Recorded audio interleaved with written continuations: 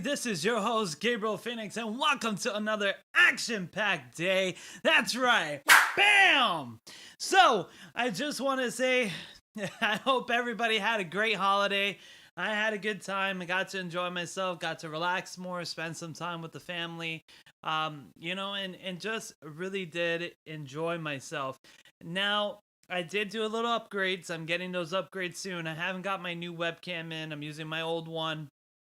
I wanted to get better quality and get more of a better image, as well as far as zooming and everything. And I have a very old webcam, so that was one of the things. But it constantly looks nice. So, but that's not why you're here. You're here because of one thing: to look at a shadow and how to build it. So let's jump right into it.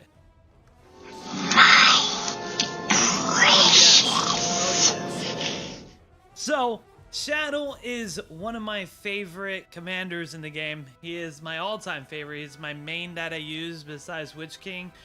One of the reasons why he is so amazing, and he's actually really powerful in the game, is because of how much spread damage he does, his AoE, and what he can actually do against an opponent. Now, the problem with Shadow, he does require a lot of commitment time. He requires a lot of skill points, more than the average skill points. So right away, we're going to go into that. I'm going to show you why, and I'm going to give examples of the battles we did, and then I'm going to give you the build. So let's go into who is Shadow. Now, Shadow is one of the ring wraiths. He is actually one of the 9 kings that was tricked into servitude by Sauron. As the ring wraith is bound to his master's bidding, the Shadow is the Shadow is an expert stalker that never loses sight of its mark. The Shadow is one of the most powerful king of men during the Second Age, but at last was tricked by Sauron with the gift of the ring of power that will eventually corrupt him. He passed to the shadows more than 4,000 years before the War of the Ring. Deceived by Sauron's gift, turned into a ring wraith during the Second Age. Fought in the War of the Last Alliance and disappeared after Sauron's defeat. He later on reappears in Mordor to capture Minas, I'm going to say this, Ilhil. He rebaptized Minas Gorlo, got his physical form destroyed by the great flood of the river of Brunenin near Riverdale, along with the other ring wraiths. After reappearing in Mordor, took part in the attack of Osgiliath and the siege of Minas Tirith. I'm sorry if I pronounced those names wrong. You know, it's definitely not my strong suit. Defending the Black Gate of Mordor in the last battle of the War of the Rings until the ring got destroyed and his bounded soul with it. So, of course, this guy is amazing. We don't really see him in the movies. He's mentioned in the book and also in the Shadow of the War for on PC. He's in some of the games. But he is really something that's truly phenomenal. Really, really great powerhouse. So let's get into what his specialty is. He is a area effect damage. You know, one of the biggest things is that he can do spread damage. I mean, by God, he can do spread damage. Oh, this guy is phenomenal at just dishing out damage to all troops. Now, one of the most trickiest things that I saw is that a lot of people, the reason why a lot of people don't like Shadow, or they make bad, mistakes or bad builds with him and that he doesn't work out, is because they try to focus too heavily on focus damage. Yes, a lot of his things do focus damage, but they all count on a basic attack hit.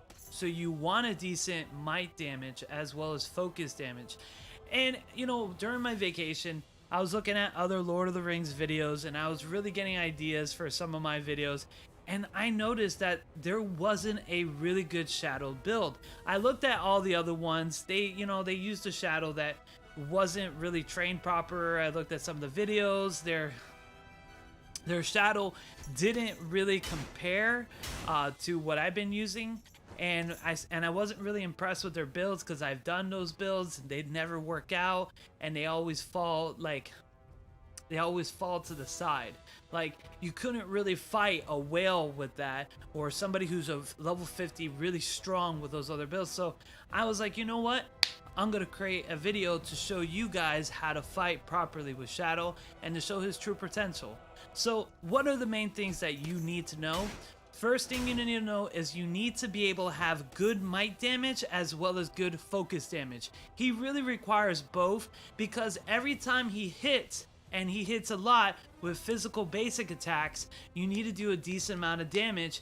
Otherwise, your focus damage, you're going to be missing out. At least about, I would say, about 6,000 to 10,000 damage per turn. Depending on how much gear you have and how much you boost his gear. As you can see, my Shadow is pretty boosted up pretty steadily with some legendary gear. So you want to boost up both his main weapon and of course, his focus weapon. So what I use is, of course, the Black Mace, and it's going to give orcs, of course, plus attack and plus damage dealt. That's the one I use, is the one that actually is Might of Orcs. I increase the might to plus 40. It still gives focus damage, which is plus 10. Golden Skin is amazing with Shadow. Not only it boosts his might and focus damage, but I get the concentration, and that's going to increase his might per round. That is actually really good, because with Shadow, you want him to last more rounds. The more rounds he stays in, the more damage he's going to deal. Now, Warhelm is really good as well. It also boosts his might and focus and increases the orcs. We're going to get into the type of units you're going to use for him. It will help with, I use Fortitude of orcs. You can use the other Helm Tomb. I forgot what it's called. It does other things. It's something different. I think it reduces damage or works on evil men or something like that. But I use Fortitude of orcs. And then the next one is I use Drummer of Barad-dûr, or I think it's Barandor. But anyways, it will increase the might damage again. It gives good melee damage, +2 to all armies, +2 attack. The focus is amazing. You're going to get a good boost of amazing. So again, I'm doing that. And I like the Iron Guard, which actually helps recover each round 12% of HP, which is not a big deal. I mean, it's not a lot of HP, but it does help. It does help to keep your guys in there, because like I said, the more rounds that Shadow does, the better damage potential he's gonna do. And we're gonna go right into that right now. So, second thing you're gonna know is with Shadow, you want to make sure, if you're gonna do a proper Shadow build, you want to make sure you get him to at least gift respect level 7 or respect level 9. If you max them out, it's good. It's gonna require a lot of things. You're gonna have to max your wisdom. So if you go here to your tavern and you click here and you go import wisdom, you want to make sure your wisdom is max. You want to make sure that you get all of your skill points +4 here, plus the additional 9 points that you're gonna get for gifting him. He doesn't really work under respect level 4. You can do respect level 5. He's okay. He's not the best on respect level 5. He's actually the best on 8 and 9. 10, it's only 1 skill point difference when you get into that, because that's all you're gonna get is 1 skill point extra from 9 or 2 skill points. We'll get into that as well, why it's not really that much of a difference. But when you're building him, you're gonna need a lot of skill points. As you see in this tree, it's a lot of skill points. Automatically, the three main ones you're gonna need is, of course, Shape of the Void. This one is a must-to-have on Shadow, and it's the main reason why I said you want to build Might, because he does double the damage. Every hit he's doing, he's doing 2 damage on 2 attack damage every turn, and that's 90% chance that he gets to attack twice, and he's gonna hit hard with a plus 15 Might. You don't want to use up that Might, and you don't want to not use up that Might, because it's going to be helping you in the long run, and I'll show you that in a couple of battle videos I did today to show you guys how awesome Shadow is. Second thing you're going to do, you're going to go on, actually, not Ring Wraith, Undertaker. You want to do Undertaker. This is a main reason why you want to do Undertaker. Normal attacks deal 70% damage to all enemies. And when you max it out, it's going to do normal attacks inflicts poison damage as well. You want to increase your might because it's going to increase that damage by 75%, as well as your focus damage for the poison. So, each attack that you're dealing, you're hitting every single one of their group for the damage that is necessity for each and everything. So might and focus, you're dealing both at the same time. And you want to power up, of course, your Ring Wraith, because your Ring Wraith is going to give your poison damage, which you're going to do for your Screech, your Nazgul Screech, which is 100%, does 165% on focus damage, but it will also get a 30% boost on your Ring Wraith, and that right there will lead it to 94% on that particular focus damage, and then it will apply your focus stats on it on top of that, which will make it even stronger and deal higher amounts of damage. We'll show you that in a moment. Now, the Morgul Poison is actually quite very nice. With the continuous damage, especially with the Screech, every turn you're doing continuous damage, the boost on Ring Wraith does apply to those skill damage. As well, it's going to apply to the poison damage that you do on your normal attacks as well. And definitely going to be able to balance that out, get it hit very well. Now, this skill is amazing as well. I actually only have 3 skill points left once I get Shadow to level 10, and then he's already 48, so I have 2 points left from 48 to 50, and the rest of that is going directly into the Black Numenorian. Numemorian,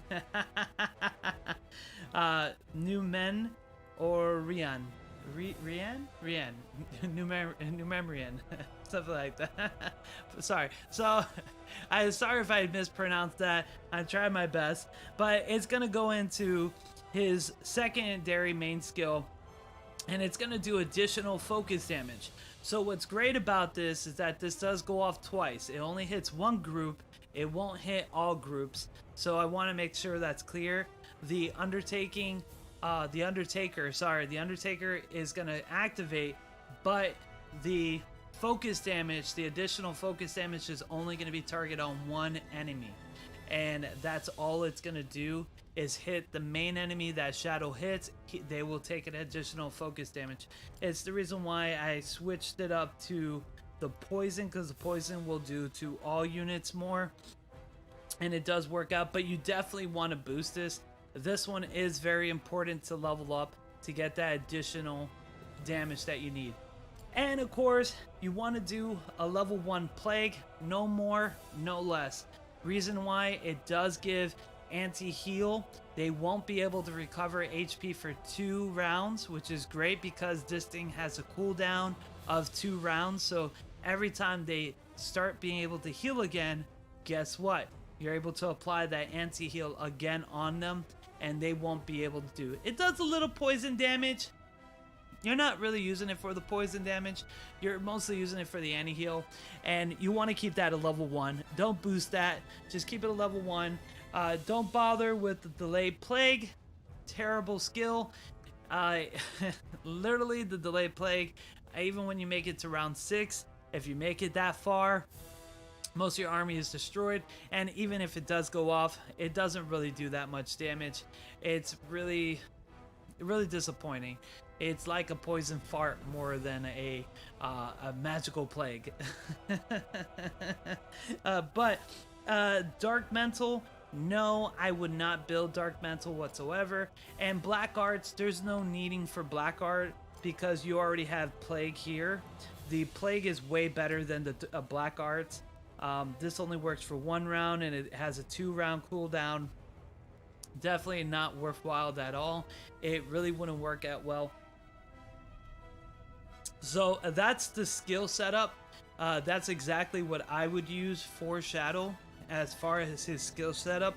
It's a really solid build. So let's go into some battles so that way you guys can see. Actually, I got some, here we go, some 50 gems right there. Woo! Alright, so I'm going to show you guys some battles I did earlier because I was battling all day today. And I wanted to show you guys how amazing Shadow is and the kind of builds that, when you build them properly, the kind of opponents that he can take down. So let's go all the way down here. Boom, boom, boom, boom.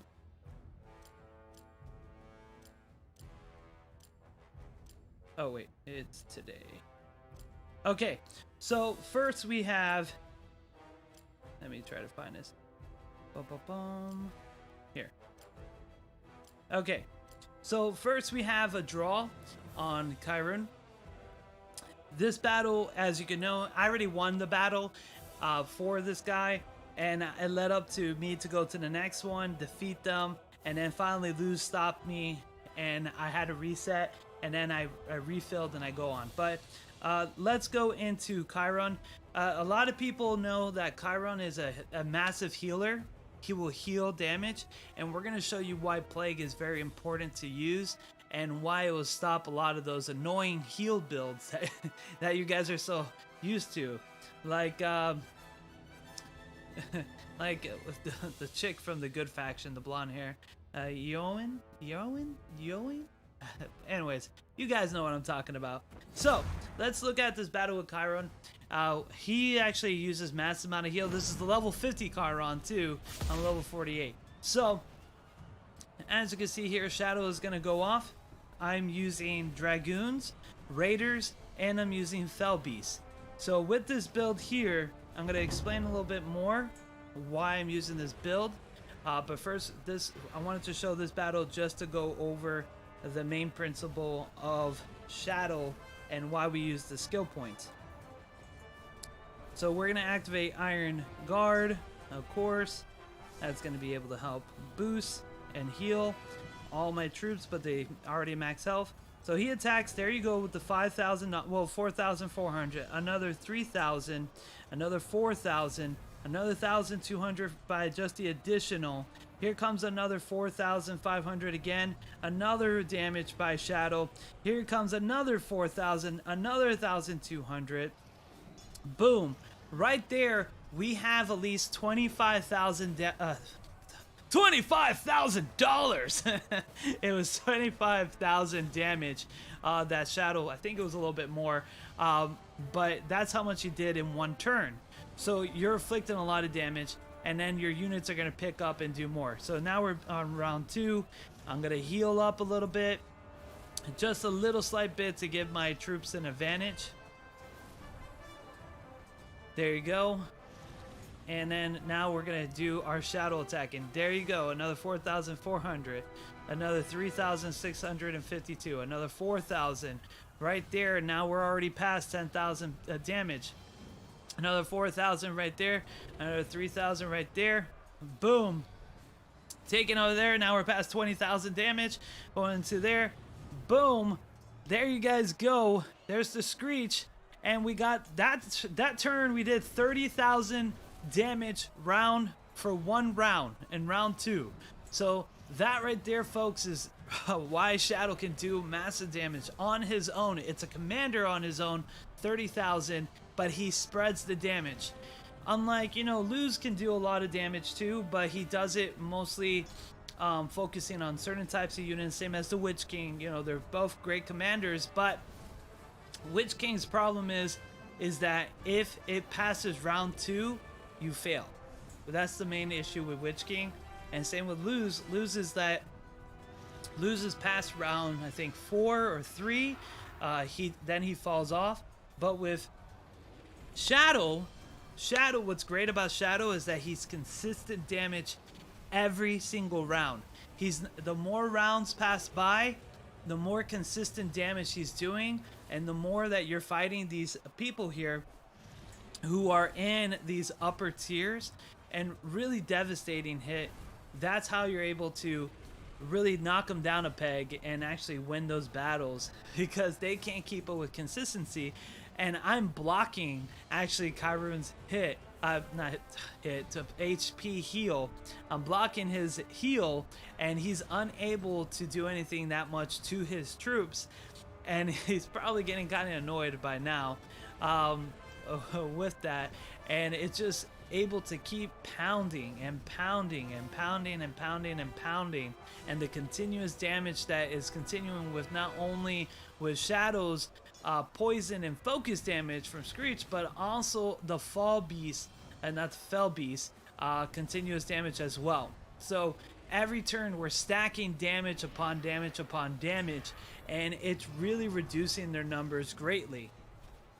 And there you go. Okay, so with Shadow, there's 2 ways to actually build Shadow as far as units go, and then we're going to go back into here and show you a couple of more battles. Ba-ba-bum.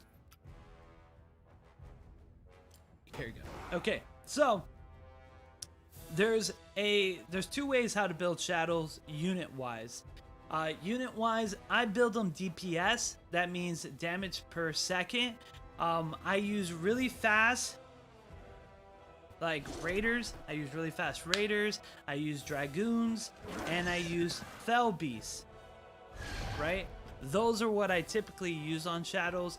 Reason is very strong, good defense, high DPS per turn.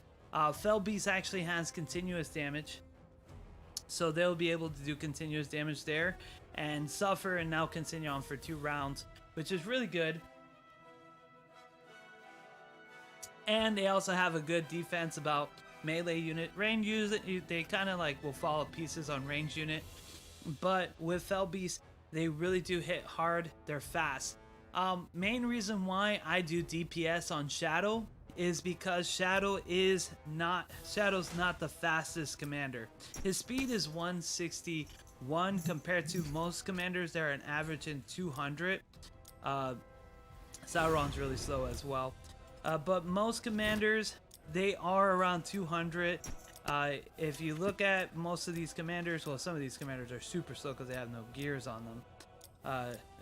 Yeah, they have no equipment on them. But usually they're about 200. But Shadow he's not too slow. He's just like average.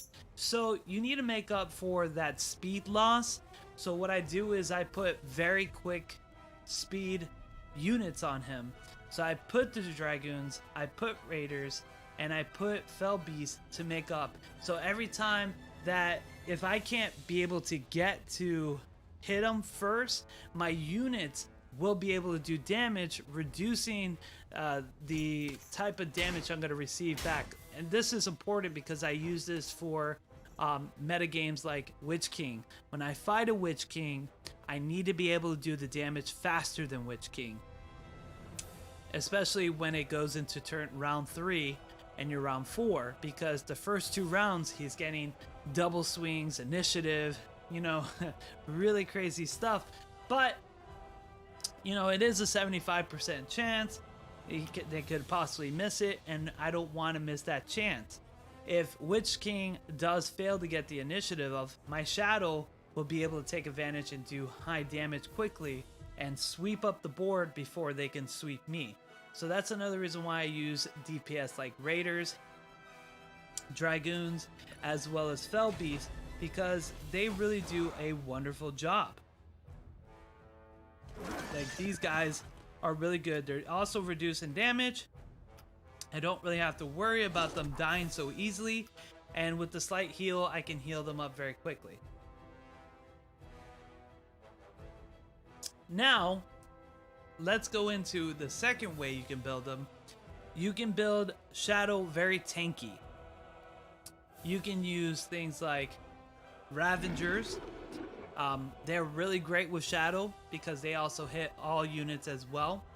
You can use Neutral Camp, the Momakill. The Momakills are really great, very high defense, a lot of HP. And as well, you can use things like Dragoons, because they also have a high defense and they're very steadily on that. But really, you can build a whole bunch of trolls, mountain trolls, and Momakill. And if you do get the unique gear on Shadow, he does have a thing where he benefits trolls a lot. I'm just more focused on orcs. That's why my raiders, they're orcs, so they deal a lot of damage on that way. But if you do get Shadow to level 10, you can unlock his unique weapon. I mean, well, it's his unique shoulder pads, his armor pads, which is, it will boost trolls damage, attack damage to +10.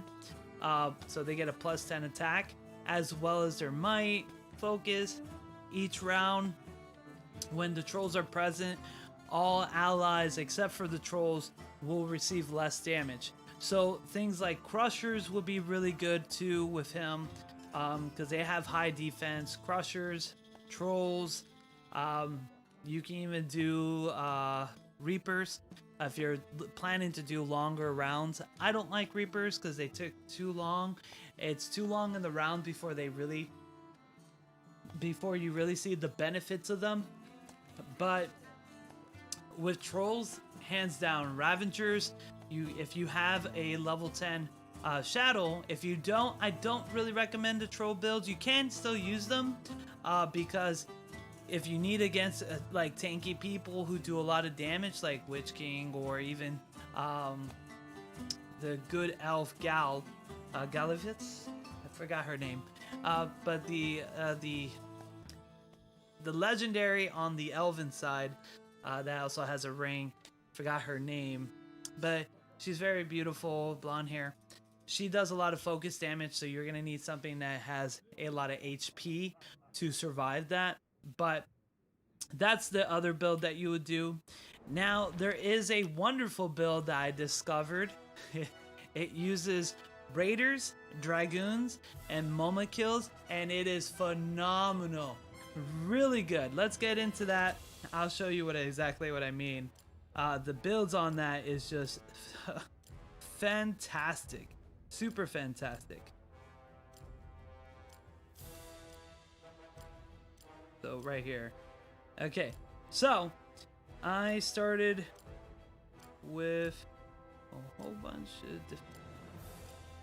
Okay, this is with Fell Beast, by the way, for people who want to see. This happened, I hit here, boom, and I kept going on.